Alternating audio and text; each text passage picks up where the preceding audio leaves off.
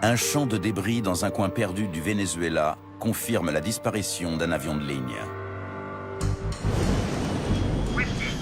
Le vol 708 de West Caribbean Airways a mystérieusement chuté alors qu'il était à plus de 30 000 pieds. Un avion colombien a décollé de Panama avec 152 Français à bord. C'est le pire accident sur le territoire vénézuélien. Les dernières paroles de l'équipage West 708. Avez-vous un problème? expliqueront-elles le drame? Oui. Dis qu'on a une extinction des deux moteurs. En fait, elles ne font qu'épaissir le mystère. C'est un décrochage, commandant. Un décrochage. Car les pilotes ne sont pas d'accord sur le problème. Ce sera donc aux enquêteurs de démêler le vrai du faux.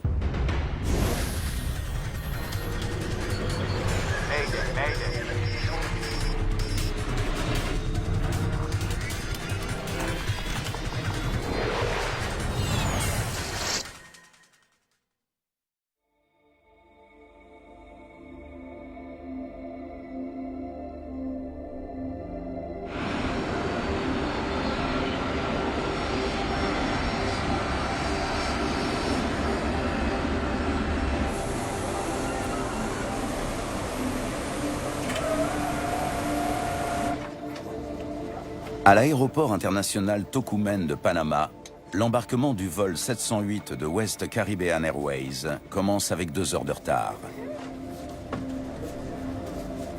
Il est bien plus de minuit. Les 152 Français qui prennent ce charter rentrent en Martinique après avoir visité le canal de Panama. Le commandant de bord, Omar Ospina, vient d'arriver de Colombie avec son équipage. Compte tenu du retard, il doit reconditionner l'avion rapidement, mais l'attente va encore se prolonger. En effet, son copilote, David Munoz, l'informe qu'il y a des surréservations et même le strapontin du poste de pilotage est occupé. Je m'en occupe. Alejo, fais une annonce en espagnol et en anglais. C'est compris. Louis et Angela restent. Je les préviens. Une hôtesse et un steward ne partiront pas, car il n'y a pas assez de place pour eux à bord. Le devis de masse et centrage. En vérifiant le poids de l'avion Décollage de la 21 gauche. 3050 mètres. et la longueur de la piste, le commandant conclut qu'il est en mesure de décoller en toute sécurité. Sa trajectoire va faire passer l'avion à travers une zone de gros temps, mais rien que de très habituel à la saison des ouragans. On est prêt. Demande le repoussage. Sol, West Caribbean. 708. Demandons repoussage, poste 28. West Caribbean 708. Repoussage approuvé, poste 28. Roulez piste 21 gauche.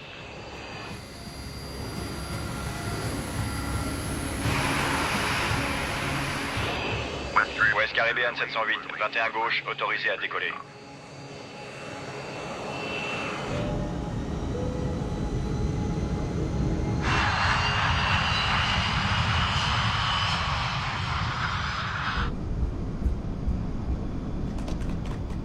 V1. Rotation. À 1h du matin, le vol 708 s'envole enfin pour Fort-de-France. Les pilotes ont décollé de Tocumen avec un avion lourd, mais pour un vol plutôt long pour ce type d'appareil. La liaison doit durer 3 heures. L'avion est monté à 31 000 pieds, le niveau de vol initial qu'on lui avait attribué. Les pilotes avaient déposé un plan de vol avec un niveau de vol de croisière de 33 000 pieds, soit 10 000 mètres. L'équipage est aux commandes d'un MD-82, aisément reconnaissable grâce aux 2 moteurs montés à l'arrière du fuselage. Le MD-82 est un très bon avion.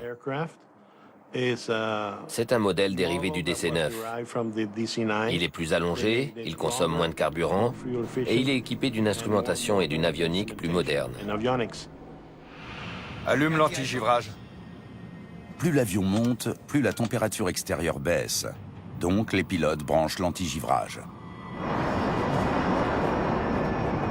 Après une demi-heure de vol, l'avion est à 31 000 pieds, soit 9 450 mètres, quand la météorologie se dégrade. Un ouragan de faible intensité qui approche au-dessus de l'Atlantique provoque des vents forts. Demande déviation par la gauche. Barranquilla, Ouest 708. Demandons altération de cap à gauche, cause météo. 708, autorisé à virer à gauche.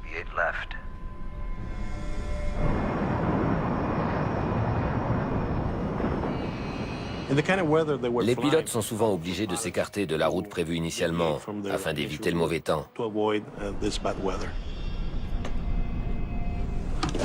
Ça devrait s'arranger.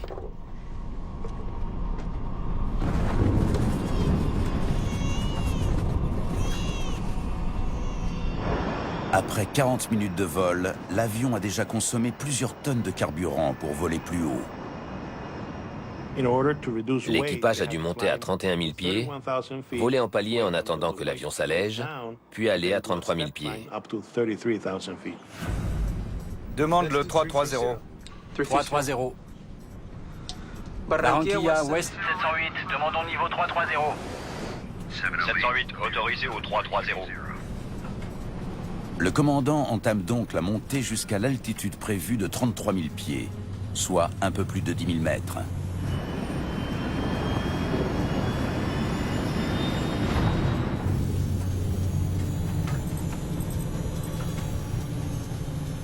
Coupe l'anti-givrage moteur.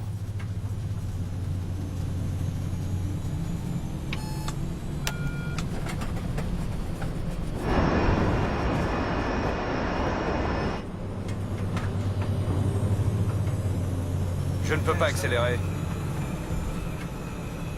Apparemment, les moteurs ne répondent plus. Je vais aux toilettes. Mais l'équipage ne s'inquiète pas outre mesure. À environ un tiers du trajet, l'avion de West Caribbean entre dans l'espace aérien vénézuélien.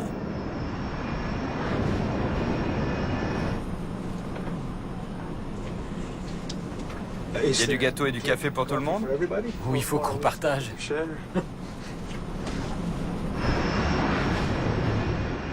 Alors que la tempête redouble de violence, le copilote redoute le risque de givrage. J'allume maintenant. Il y a de la glace?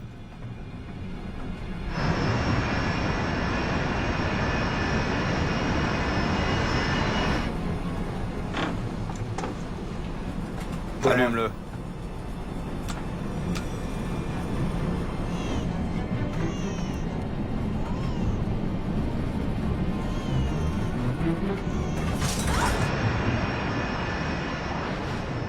Bientôt, les turbulences empirent. Quel sale temps. Allume le picto, attachez vos ceintures.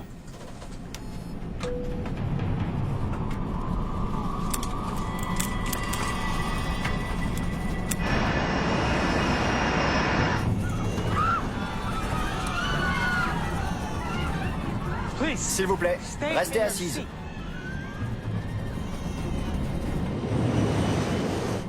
Je baisse les lumières Pour que les gens ne se lèvent pas.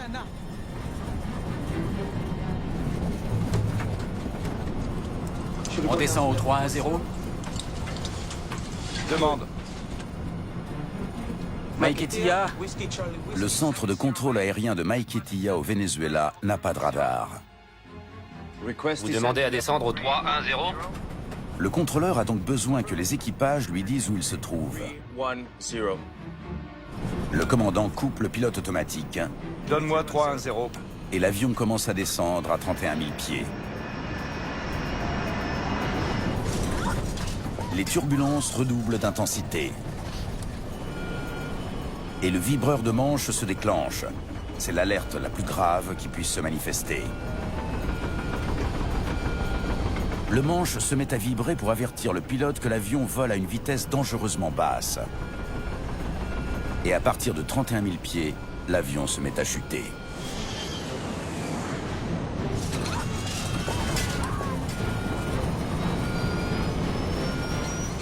C'est un décrochage, commandant. Un décrochage. L'avion tombe comme une pierre. et l'équipage n'a que quelques secondes pour comprendre pourquoi. West 708. En descente, passons le 240. En descente, passant le 240. Avez-vous un problème? Ouais. Dis qu'on a une extinction des deux moteurs.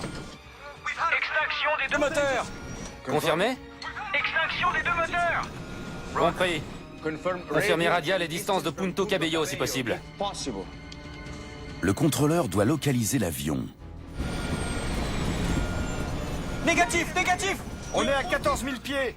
14 000. On descend, l'avion est incontrôlable. Baissez la tête. Baissez la tête. Baissez la tête. Confirmez si possible nombre de personnes à bord, intention et Distance par rapport aux aides à la navigation. 152 passagers à bord. Avion incontrôlable. En seulement 30 secondes, l'avion chute de 9000 pieds, soit plus de 2700 mètres. Compris, 152 personnes à bord. Affirme. Compris. Confirmez quel niveau vous passez, Whiskey. Charlie.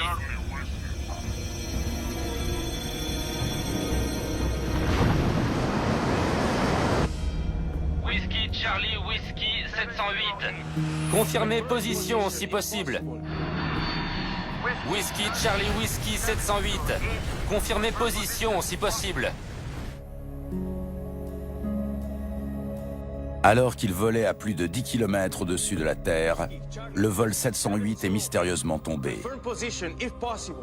Le contrôleur aérien du Venezuela ignore où il se trouvait et s'il y a des survivants.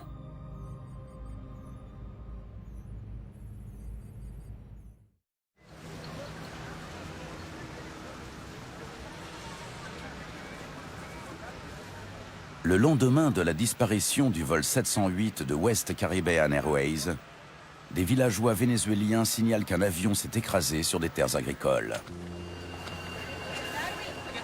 Lorlis Ramos, la directrice générale de la commission d'enquête vénézuélienne, n'a encore jamais travaillé sur un drame de cette importance. Elle est choquée par le spectacle qu'elle découvre. Les 160 personnes qui étaient à bord, dont 152 ressortissants français de Martinique, ont trouvé la mort. Pour nous, c'était très impressionnant parce que c'était notre premier gros accident. En conséquence, la pression sur nos épaules était très forte. C'était le crash le plus meurtrier qu'il y ait jamais eu au Venezuela. L'ampleur de l'enquête a de quoi décourager. Lorlis Ramos sait que l'avion qui s'est écrasé compte parmi les plus sûrs du monde. Il y en a plus de 3000 qui volent chaque jour.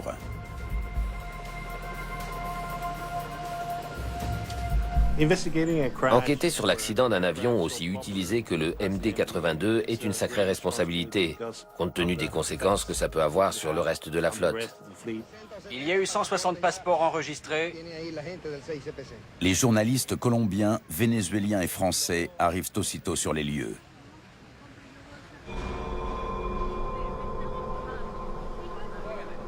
L'avion s'est écrasé dans une zone de non-droit près de la frontière colombienne où les enlèvements sont monnaie courante. L'armée explique aux enquêteurs qu'elle ne peut les protéger que pendant la journée. On n'a pas beaucoup de temps. Il est certain que mon équipe, y compris moi, n'était pas prête à faire face à une telle urgence. L'accident était d'une nature complexe et il a été très difficile de comprendre rapidement ce qui s'était passé.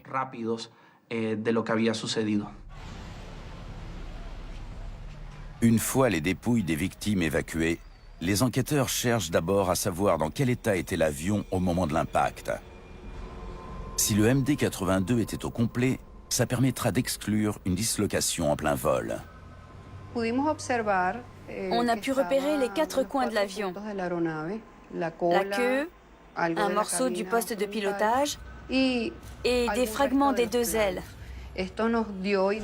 Ça laissait entendre que ça n'était ni une explosion, ni quoi que ce soit de ce genre qui était à l'origine de l'accident. Les enquêteurs interrogent le contrôleur. Ils avaient une extinction des deux moteurs. Avez-vous un problème? Dis qu'on a une extinction des deux moteurs.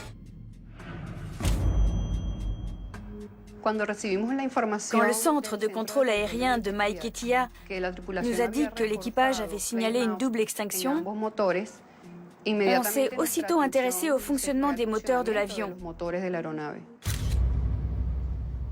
Oui, je m'y mets. Employé du NTSB, le BEA américain, Joseph Sédor enquête souvent hors des États-Unis. Dès qu'on nous signale un accident, on contacte le fabricant de la cellule et des moteurs. Comme au départ, il a été question d'une double extinction, on a réuni autant de renseignements que possible au sujet des réacteurs. Aucune trace d'incendie dans le moteur. Lorlis n'était pas à la fête. L'accident avait eu lieu au milieu de nulle part. 4 pays étaient concernés et elle manquait de personnel. Examinons la météo qu'ils ont eue. L'enquêtrice sait que les orages violents peuvent endommager les réacteurs. En 1977, un DC-9 avait été victime d'une extinction en traversant un. Les 2 réacteurs avaient rendu l'âme. L'avion avait chuté de 17 000 pieds et percuté le sol avant de se transformer en boule de feu.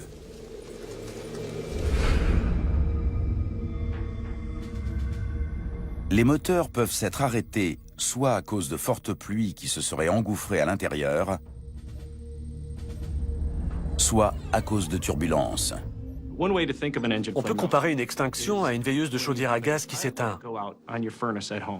Le moteur fonctionne correctement, la combustion se fait à l'intérieur, mais subitement, la flamme disparaît et tout s'arrête. Si les 2 réacteurs se sont arrêtés, ça expliquerait pourquoi l'avion était intact en touchant le sol.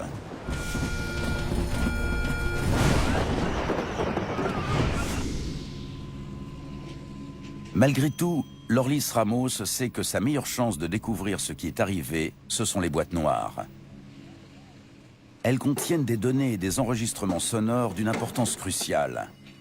Mais la récupération de ces éléments s'annonce compliquée pour des raisons politiques. Une des difficultés, c'était l'aspect international. L'avion colombien avait décollé du Panama pour survoler le Venezuela, où il s'était écrasé.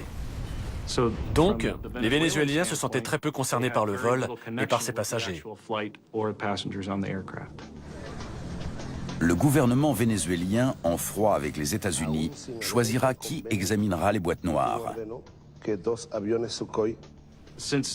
Comme c'était un avion fabriqué aux États-Unis, on a proposé de mettre nos installations à disposition pour l'exploitation des 2 enregistreurs.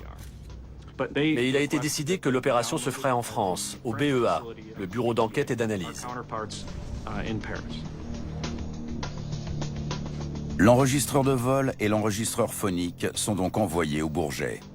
Le BEA a participé à l'enquête parce que tous les passagers étaient des citoyens français qui vivaient en Martinique.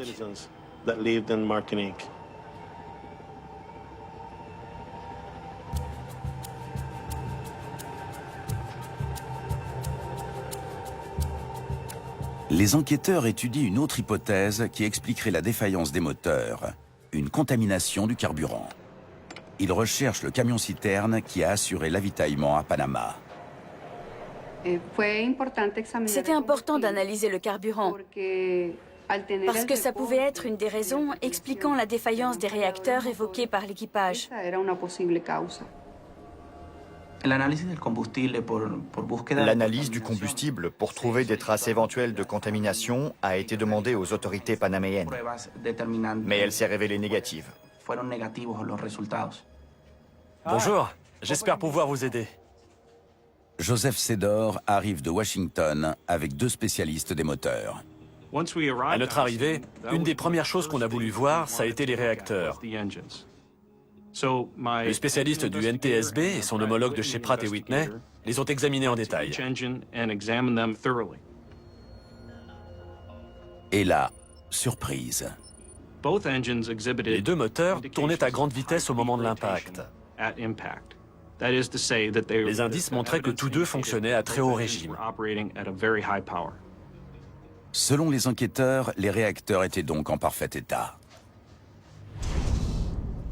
Quand on a reçu les résultats de l'analyse des moteurs, on s'est rendu compte qu'ils avaient fonctionné parfaitement. Avez-vous un problème? Oui, dis qu'on a une extinction des deux moteurs. On a une extinction des deux moteurs! Les aubes tournaient à l'impact. L'extinction signalée par l'équipage n'avait jamais eu lieu. Le suspect numéro 1 dans l'enquête sur l'accident d'un des avions les plus utilisés est blanchi. Et il faut trouver une nouvelle piste. Donc on voulait récupérer les données des enregistreurs le plus vite possible.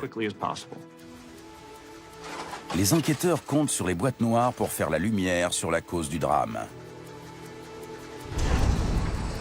Elles sont en France, où l'une d'elles a été ouverte. En écoutant l'enregistreur phonique, les enquêteurs sont surpris. C'est un décrochage, commandant! Un décrochage! Après avoir écouté l'enregistreur phonique, on a compris que l'avion avait décroché. Comment décroche-t-on à 30 000 pieds avec deux réacteurs en marche? Pour qu'un avion ait la portance nécessaire pour voler, l'air doit s'écouler très vite sur ses ailes.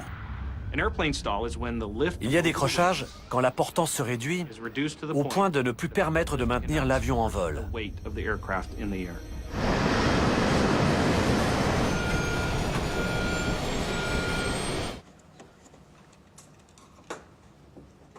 Il est rare qu'un avion soit victime d'un décrochage à pareille altitude. Et les enquêteurs comptent sur la deuxième boîte noire pour savoir pourquoi c'est arrivé.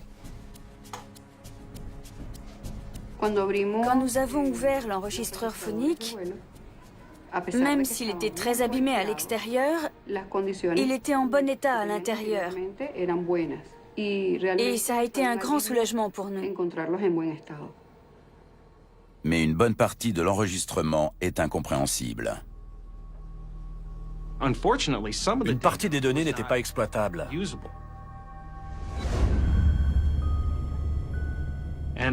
Et des éléments décisifs avaient disparu. La position de la gouverne de profondeur, de la gouverne de direction, le cap, et plus important, les paramètres moteurs. Pour l'équipe, c'est une déception. Il nous faut ces paramètres. Les paramètres moteurs indiqueront quelle puissance les réacteurs fournissaient et permettront de dresser un tableau des dernières minutes du vol.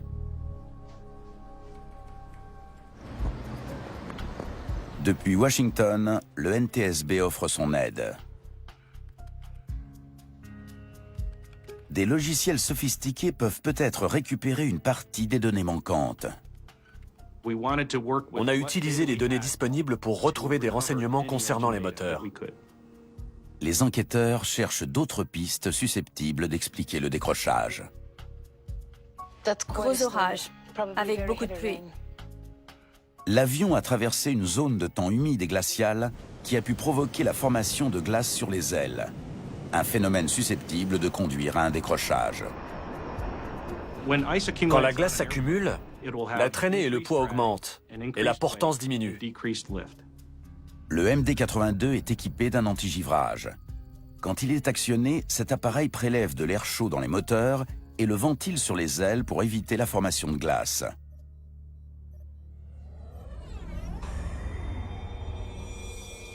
Qu'ont-ils fait contre la glace? Allume le picto, attachez vos ceintures. Quel sale temps. Au moment où l'avion grimpe à 33 000 pieds, le commandant prend une décision inhabituelle. Coupe l'antigivrage moteur. Un peu plus tard, le copilote David Munoz demande s'il faut le rallumer. Je l'allume maintenant? Il y a de la glace? Généralement, les pilotes examinent le rebord métallique extérieur de la fenêtre pour voir si de la glace s'y accumule. Allume-le. Il semble que le commandant en ait vu. Comme l'avion volait par un temps froid et humide, les enquêteurs ne comprennent pas pourquoi l'équipage n'a pas laissé l'antigivrage allumé. Compte tenu des conditions météorologiques, les pilotes auraient dû utiliser l'antigivrage pendant tout le vol.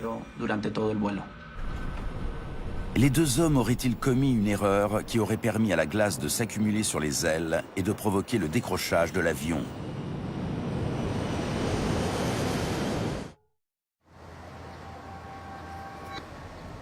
De nouveaux indices dans l'enquête sur le drame du vol West Caribbean 708 vont peut-être permettre de déterminer la cause de l'accident.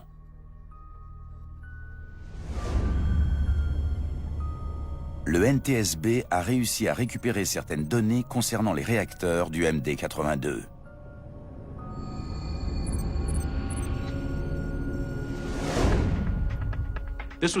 C'était très important pour comprendre le fonctionnement des moteurs. S'il y a eu de la glace sur les ailes, les moteurs ont dû fonctionner à plus haut régime pour compenser le frottement qu'elles créaient. Les paramètres moteurs devraient le confirmer. Regardez. La puissance ne montait pas. En fait, elle diminuait. Donc, il n'y a pas eu de glace sur le profil. Si la glace n'a pas conduit au décrochage, que s'est-il passé? Les enquêteurs doivent établir pourquoi les réacteurs ne fournissaient pas la puissance nécessaire pour permettre au MD-82 de voler. Les manquements à la sécurité qui émaillent le passé de la compagnie ouvrent une nouvelle piste. Caribbean Airways a été sanctionné pour avoir fait voler des avions en surcharge. Les autorités colombiennes emmenaient régulièrement les avions à la pesée à Bogota pour comparer leur poids à celui inscrit dans le manifeste. Et parfois, ils étaient plus lourds que ce qui était indiqué. Le vol 708 a-t-il décroché à cause de son poids?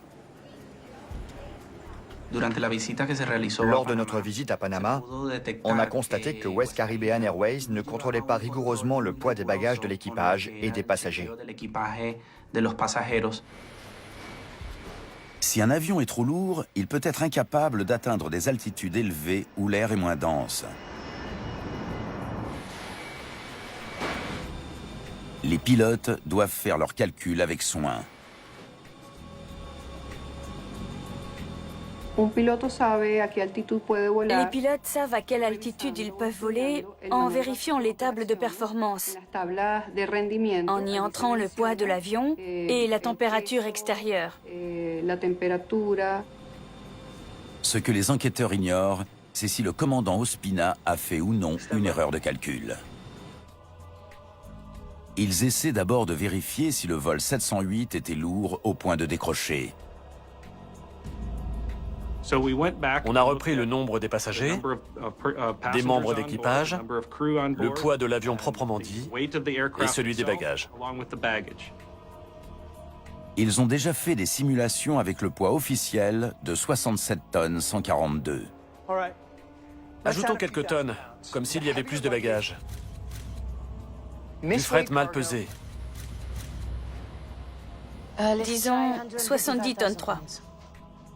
Les enquêteurs refont leurs calculs avec un avion nettement sur charge. Et une surprise les attend. Même avec une masse au décollage plus élevée, l'avion aurait pu maintenir le niveau 330. L'investigation est à nouveau dans l'impasse. On a loupé un truc. Reprenons à zéro.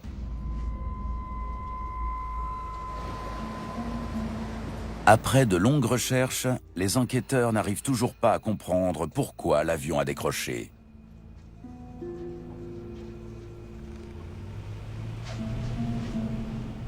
Merci. La solution tient à la façon dont la puissance est distribuée.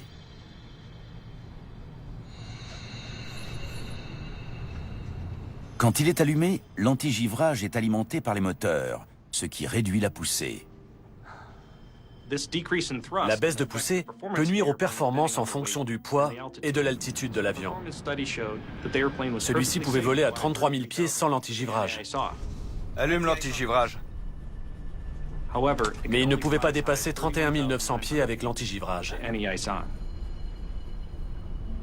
C'était l'antigivrage. Il les a privés de puissance. 31 900, c'était le maximum.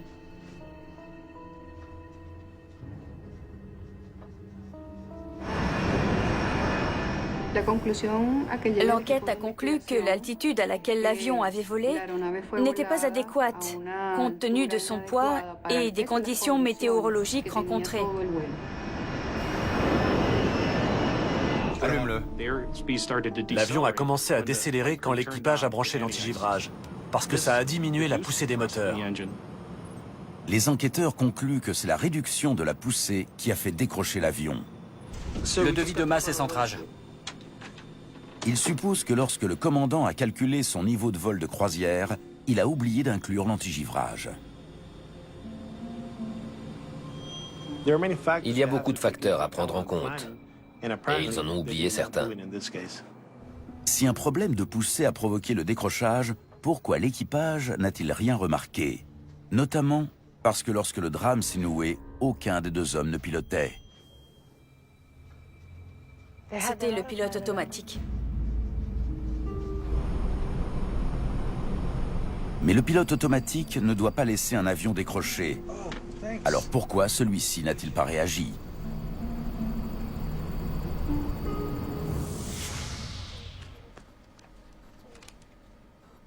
En étudiant le pilote automatique du MD-82, les enquêteurs tombent sur un bulletin des opérations aériennes de l'avionneur adressé à la compagnie 3 ans plus tôt.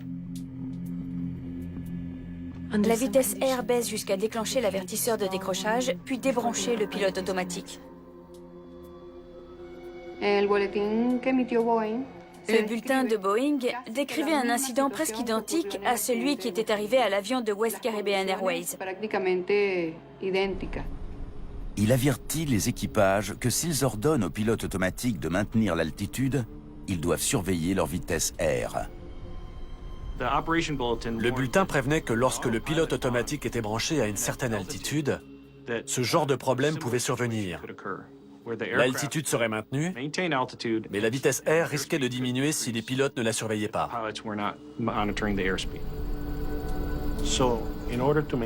Pour maintenir l'altitude lorsque la vitesse se réduit, le nez de l'avion commence à se relever. L'incidence augmente pour améliorer la portance. Le problème, c'est qu'on ne peut pas aller au-delà d'un certain angle, sinon on risque de décrocher.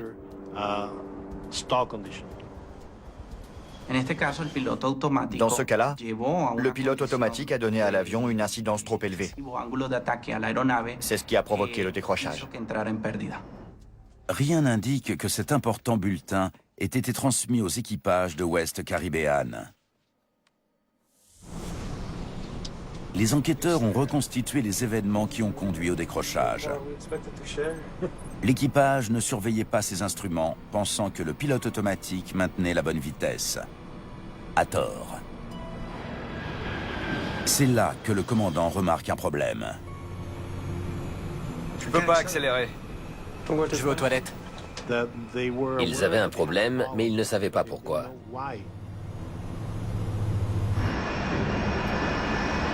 Le commandant décide de descendre à une altitude où les réacteurs fonctionneront mieux.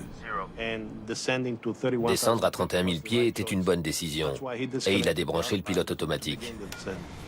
Donne-moi 3-1-0. L'avion est au bord du décrochage, mais l'équipage pourrait encore facilement l'éviter. S'il avait atteint 31 000 pieds, pendant la descente, la vitesse aurait augmenté. L'avion aurait retrouvé de la portance, il se serait mis en palier et il n'y aurait plus eu de problème. Et c'est presque ce qui s'est passé. Sauf que le commandant a négligé la menace la plus importante. L'avion vole toujours lentement, le nez dangereusement relevé. À cet instant, l'équipage joue de malchance. l'avion traverse une zone de turbulence et de vent violent. Il est vulnérable. Un courant ascendant de 30 km/h suffisait pour provoquer le décrochage. Les enquêteurs concluent que le MD-82 a été victime d'un courant ascendant violent qui a relevé le nez juste assez pour faire décrocher l'avion. Et l'équipage a mal géré cette crise. La communication entre les deux hommes a été très limitée. Le commandant pensait qu'il s'agissait d'une double extinction. Dites qu'on a une extinction des deux moteurs. On a une extinction des deux moteurs. Le commandant n'a donné aucune instruction au copilote. Il n'était pour ainsi dire obsédé que par une chose, les réacteurs. Ça pose problème dans ce genre de situation.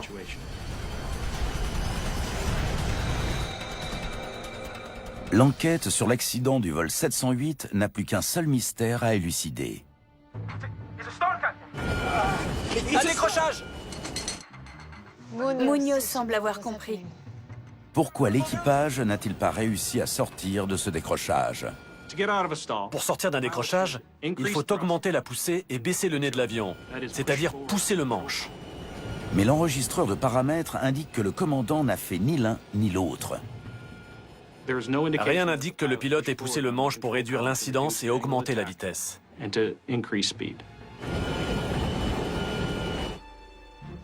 tirait sur le manche. À ce stade, c'était trop tard. Le commandant aurait dû pousser le manche. Alors pourquoi ne l'a-t-il pas fait?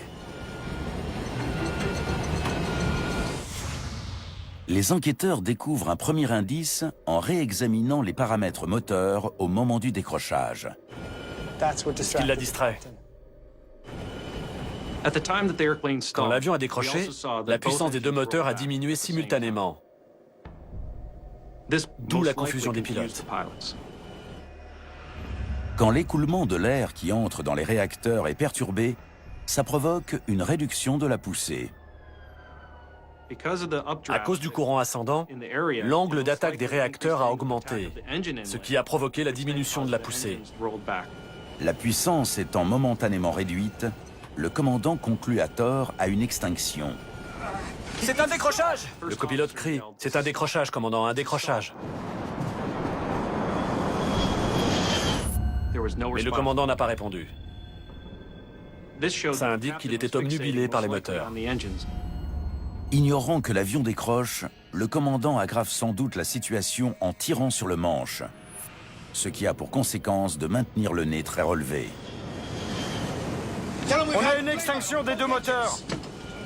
On a une extinction des deux moteurs! L'équipage n'a pas compris la situation qui se présentait à lui. West 708, en descente, passant le 240. Avez-vous un problème? Une extinction des deux moteurs! Les pilotes étaient secoués pendant le décrochage. Ils surveillaient les moteurs dont la puissance avait diminué. Et ils communiquaient avec le contrôleur aérien. Mais pendant tout ce temps, ils n'ont pas vraiment essayé de résoudre le problème. Pour eux, ça a été un moment très difficile. Il est très important que les membres d'équipage communiquent de manière efficace. Mais dans ce cas précis, on ne les a pas entendus se parler. Il n'y a pas eu de communication entre eux. Le silence a presque régné dans le poste de pilotage jusqu'aux toutes dernières secondes précédant l'accident, lorsque les deux hommes ont compris que le problème était vraiment grave.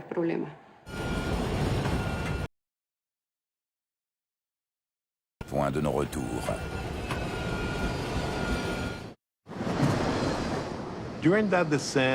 D'après l'enregistreur de paramètres, l'avion a atteint un taux de descente moyen d'environ 12 000 pieds par minute. Avec un tel taux, non seulement les jets les ont empêchés de mener une action coordonnée, mais les vibrations dans l'avion ont dû être très fortes. C'est pour ça que sur la bande enregistrée, leur voix chevrotte. Négatif! On est à 14 000 pieds.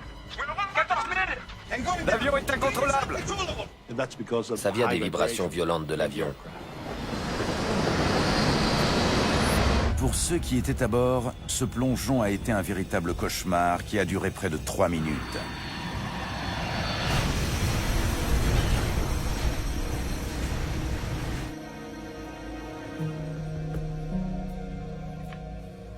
Whisky, Charlie, whisky.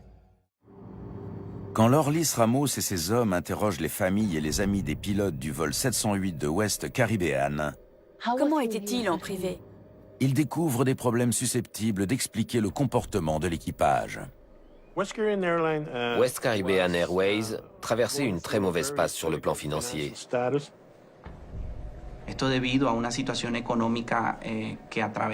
En raison des difficultés économiques de la compagnie aérienne, les membres d'équipage n'avaient pas été payés depuis environ 6 mois.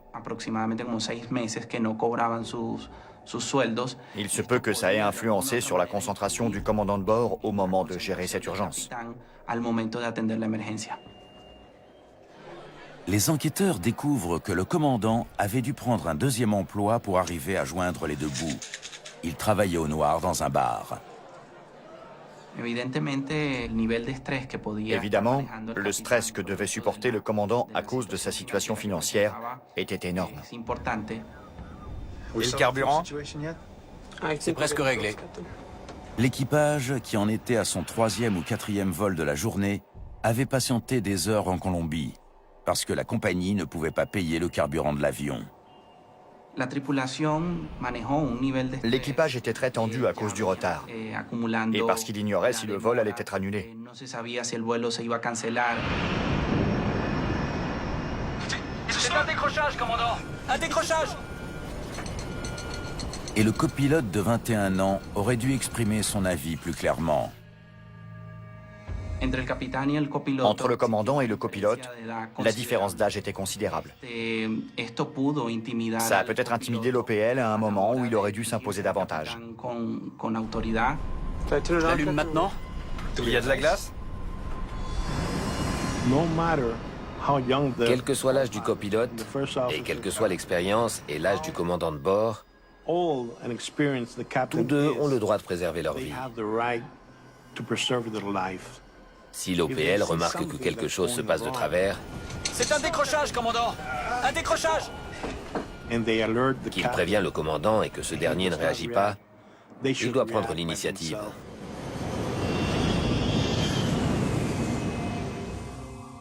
Le rapport conclut à un niveau de conscience de la situation des deux pilotes aux commandes insuffisant. Bien que les actions des pilotes aient été discutables, on s'est aussi intéressé à l'exploitant. Avait-il assez formé son personnel? En fait, il l'avait mal formé en gestion des ressources de l'équipage et en récupération de décrochage.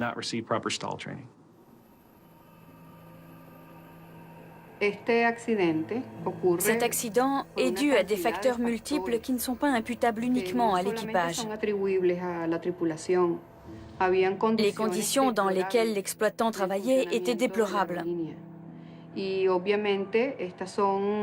temps passant, des défauts importants peuvent finir par avoir des conséquences négatives sur l'ensemble du fonctionnement d'une compagnie aérienne.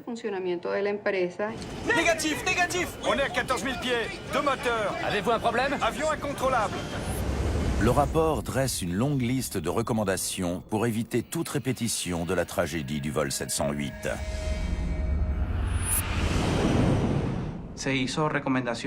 Nous avons transmis nos recommandations en matière de sécurité aux autorités de l'aviation civile colombienne pour que les pilotes soient mieux formés à utiliser leur avion. Il faut aussi mettre l'accent sur la gestion des ressources de l'équipage et sensibiliser le personnel à l'utilisation du pilote automatique.